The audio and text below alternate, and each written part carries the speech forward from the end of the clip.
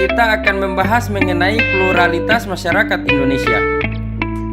Belajar tentang pluralitas di Indonesia berarti belajar tentang keragaman atau kemajemukan masyarakat yang terdiri dari keragaman agama, budaya, suku bangsa, ras, pekerjaan, dan keragaman lainnya. Kata plural berasal dari bahasa Inggris yang artinya jamak, sedangkan pluralitas berarti kemajemukan.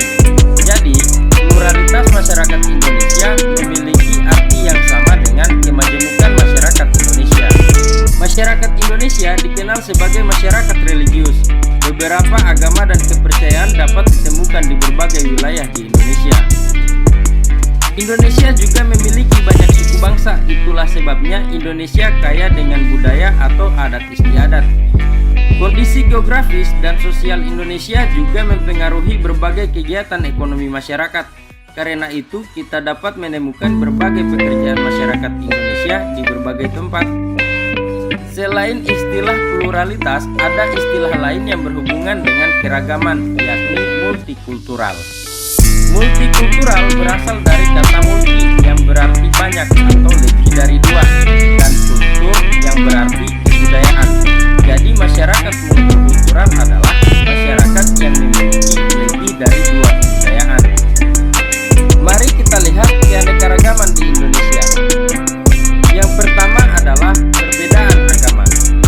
Terdapat beberapa agama dan aliran kepercayaan yang diakui di Indonesia, sehingga menjadi hal yang lumrah jika melihat tempat ibadah, pemuka agama, dan upacara sembahyang yang berbeda-beda.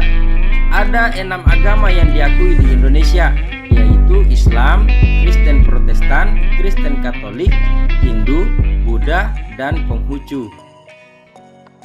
Kita mulai dari yang pertama, yaitu Islam.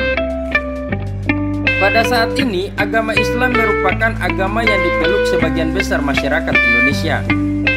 Menurut sensus tahun 2010, sebanyak 87,2% penduduk Indonesia beragama Islam.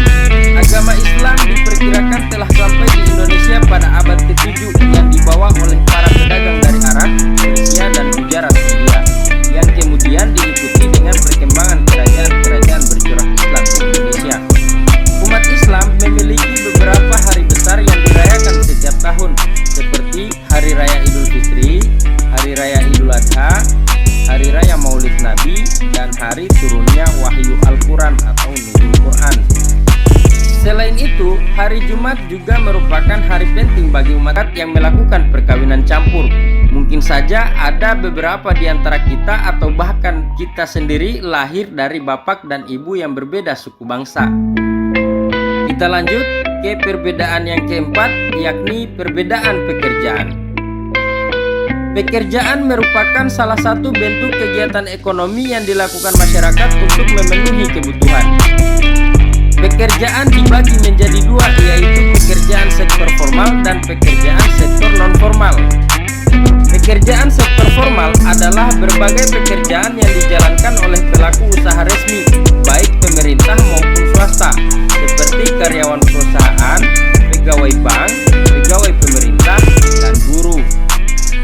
Pada jenis pekerjaan formal ini, individu terikat secara langsung oleh sistem yang berlaku. Dengan demikian, mereka bekerja penuh dengan aturan yang mengikat. Sementara, pekerjaan sektor non-formal adalah pekerjaan yang dilakukan secara mandiri dan tidak tergantung pada pihak lain seperti petani, pedagang, atau pemilik bengkel. Semua pekerjaan itu mulia selama pekerjaan tersebut bermanfaat bagi diri dan orang lain. Guru, polisi, dokter, petani, tukang pijat, dan presiden sama-sama pekerjaan mulia. Tidak ada yang lebih rendah atau lebih tinggi derajatnya. Semua profesi saling membutuhkan. Tanpa guru, tidak akan ada polisi, dokter, dan presiden. Tanpa petani, tukang pijat, polisi, presiden dapat mengalami kelaparan. Demikian seterusnya.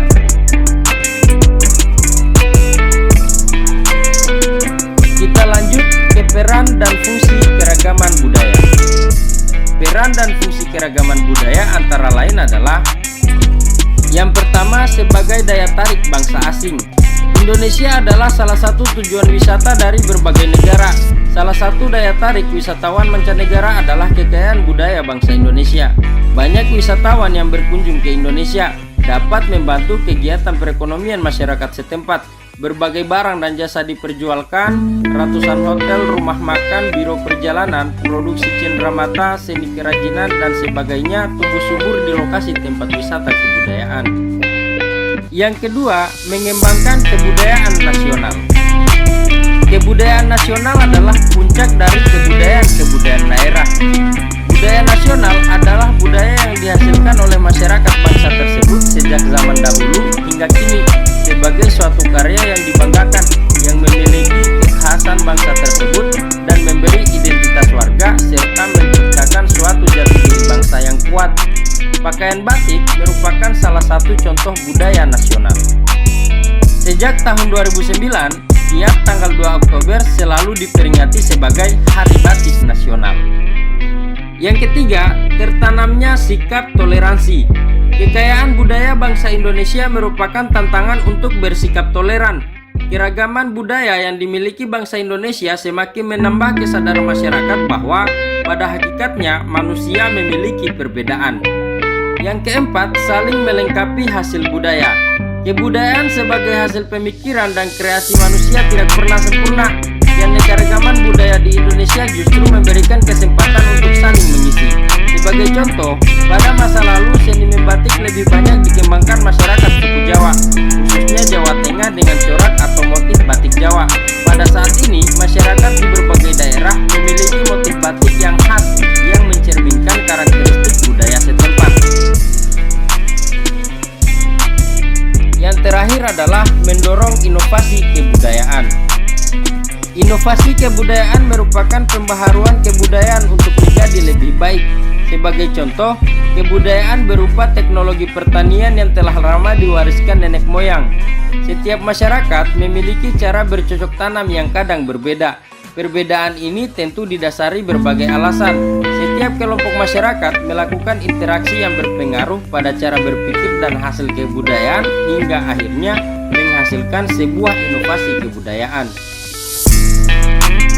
Setelah kita mempelajari berbagai perbedaan masyarakat di Indonesia, tentu kita dapat menyimpulkan bahwa perbedaan tidak dapat dihindari.